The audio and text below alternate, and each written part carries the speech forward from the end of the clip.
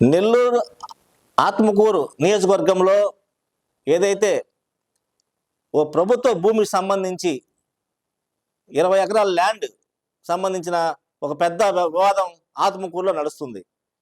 జానకి రామయ్య ప్రభుత్వ డిగ్రీ కాలేజీకి సంబంధించి 20 ఎకరాలకు సంబంధించిన ఏదైతే నెల్లూరు పాలెం నుంచి ఆత్మకూరు పోయే రోడ్లో 20 ఎకరాలు ప్రభుత్వ భూమికి సంబంధించినటువంటి ఏదైతే స్థలం ఉంది, ఇది ఈ మధ్య కాలంలో 5 కోట్ల రూపాయలకి దాన్ని అమ్మేశారు.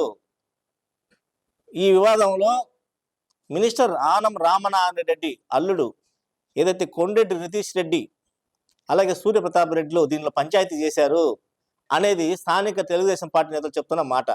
అయితే ఈ విషయంలో ఎవరు కూడా ధైర్యంగా వెళ్ళి రామనారాయణ రెడ్డి చెప్పే పరిస్థితి లేదు. ఎందుకంటే అంత ధైర్యంగా అల్లుడి మీద ఏదైతే చెప్పడానికి భయపడే అక్కడ ఉన్న నాయకులు కావచ్చు, చుట్టుపక్కల ప్రాంతాల ప్రజలు కావచ్చు చెప్తున్నది ఏంటంటే, మేము వెళ్ళి చెప్తే మా పరిస్థితి సీరియస్గా ఉంటుంది, మా పరిస్థితి పార్టీలో అని చెప్పి మా మీద ఇబ్బందులు పెడతారు మమ్మల్ని చెప్పి వాళ్ళు చెప్తున్న బలమైన వాదన. ఏది ఏమైనా 200 కోట్ల రూపాయలు ప్రభుత్వ భూమి కాలేజీకి సంబంధించి కబ్జాకు గురైతే ఇంతవరకు ఎవరు పట్టించుకోకపోవడం అనేది దారుణమైన విషయం. ఇది తెలుగుదేశం పార్టీకి పెద్ద భారీ నష్టం ఆత్మకూరులో చేకూర్చే విధంగా ఆత్మకూరు నియోజకవర్గంలో తెలుగుదేశం పార్టీ అడుగులు వేస్తున్నా అనేది మటుకు అక్షర సత్యం.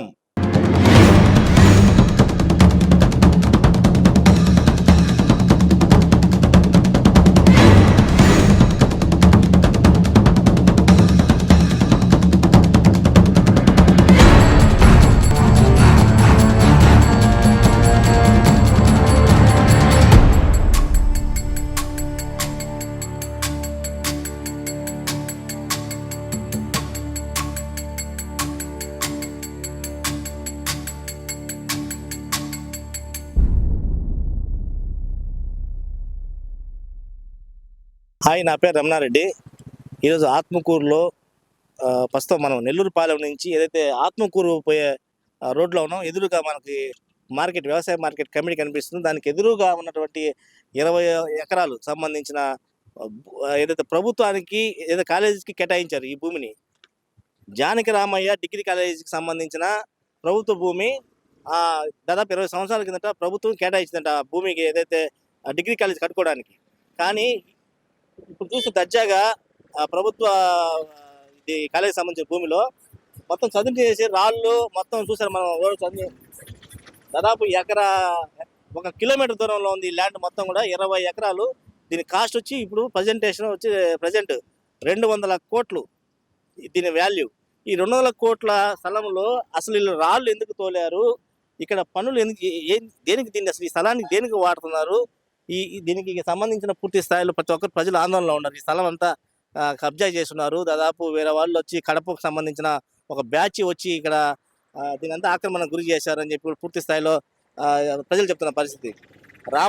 మినిస్టర్ రామనారాయణ ఏరియాలో ఇంత పెద్ద భూ కబ్జా, దాదాపు అంటే 200 కోట్ల భూ కబ్జా జరుగుతుంటే మినిస్టర్కి చెడ్డ పేరు కాదా ఈ అంశం? దీనిపైన విచారణ జరిపించాలని ప్రజలు కోరుతున్నారు. రెవెన్యూ వ్యవస్థ కూడా పూర్తి స్థాయిలో ఎంక్వైరీ చేయాలి. అసలు ఇది ఇక్కడ మట్టి తోలారు, ఈ రాళ్ళు తోలారు, దీనికి మొత్తం ఫెన్సింగ్ చేస్తున్నారు. దీనికి ఏం జరుగుతుంది ఇక్కడ? ఈ ప్రభుత్వ కాలేజీ భూమికి సంబంధించి పూర్తి స్థాయిలో విచారణ జరిపించాలని డిమాండ్ చేస్తున్నారు. మనం చూడవచ్చు, ఆత్మకూరు గత కొంతకాలంగా పూర్తి వివాదాలతో నిండిపోయింది. రేషన్ మాఫియా కావచ్చు, ఇసుక కావచ్చు, మట్టి కావచ్చు, అలాగే ఈ మధ్య కాలంలో ఎక్కువగా బెల్ట్ షాపులు, మద్యం షాపులు కూడా పూర్తి స్థాయిలో ఎక్కువైపోయాయని కూడా ప్రజలు ఆరోపిస్తున్న పరిస్థితి. ఇంత జరుగుతున్నా కూడా మినిస్టర్ రామనారాయణ రెడ్డి గారు దీని మీద పూర్తిగా విచారణ జరిపించాలా, అసలు ఆత్మకూరులో ఏం జరుగుతుంది, దీని మీద పట్టు కోల్పోతున్నారా అనేది కూడా సందేహం వ్యక్తం చేస్తున్నారు ప్రజలు. మనం చూడవచ్చు, పబ్లిక్లో రోడ్డు మీదనే 20 ఎకరాల ల్యాండ్కు ఈరోజు ప్రభుత్వానికి సంబంధించిన కాలేజీకి సంబంధించిన ల్యాండ్ ఈరోజు దర్జాగా రాళ్ళు వేసి పూర్తి స్థాయిలో ఎంత చదును చేసి ఇంత పెద్ద స్కామ్ జరుగుతుంటే పట్టించుకునే పరిస్థితి లేదు ఈరోజు రెవెన్యూ వ్యవస్థలో. మరి దీని వెనకాల ఎవరున్నారు, బడా నేత ఎవరు, దీనిపైన అసలు ఇక్కడ స్థలంలో ఏం జరుగుతుంది ఎంక్వైరీ చేయాల్సిన అవసరం లేదా? దాదాపు ఇదేం చిన్న విషయం కాదు, 200 కోట్ల రూపాయలు అంటే పెద్ద స్కామ్ ఇది. ఇంత పెద్ద స్కామ్లో మరి విచారణ జరిపించాలని ఇక్కడ నిజంగా ఏం జరుగుతుంది ఈ ల్యాండ్లో? మనం ఆర్డీఓ ఆఫీస్ కూడా ఇప్పుడు వెళ్ళడం జరుగుతుంది. ఆర్డీఓ అని కూడా దీని మీద ఎవరిని అడుగుతాం.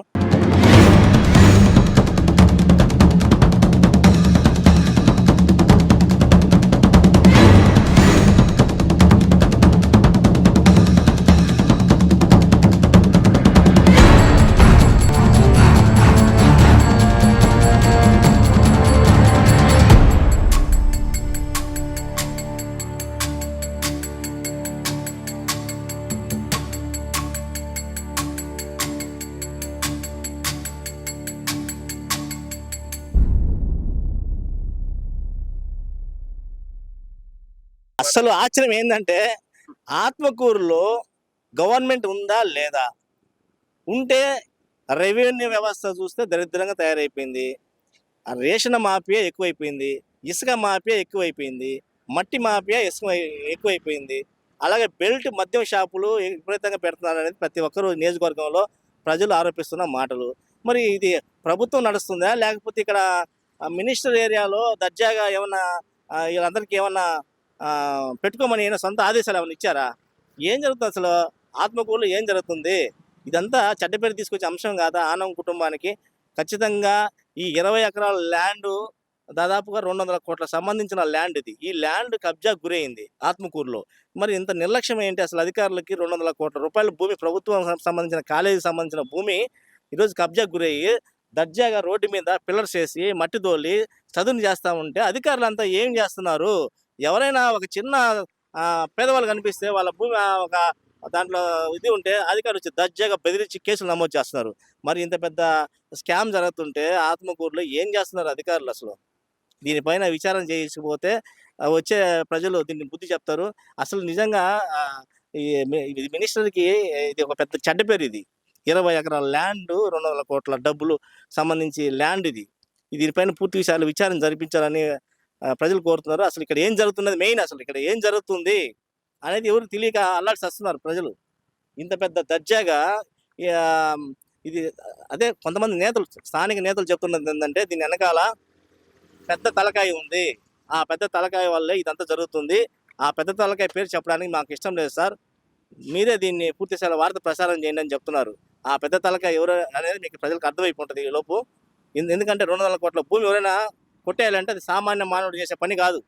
పెద్దవాళ్ళు ఉంటేనే. లేకపోతే ఇక్కడ పోలీసు లేదు, రెవెన్యూ లేదు, ఏం లేదు, మొత్తం శూన్యం.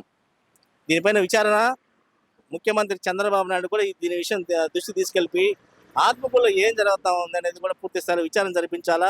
ఆత్మ నియోజకవర్గం పైన కూడా ఒక కమిటీ ఏర్పాటు చేసి అసలు ఏం జరుగుతుంది, మినిస్టర్ గారు దీనిపైన శ్రద్ధ పెట్టి అసలు పూర్తిగా చెప్పాలంటే కూడా ఇంకా అంత దారుణమైన పరిస్థితులు ఉన్నాయి ఆత్మకూరులో.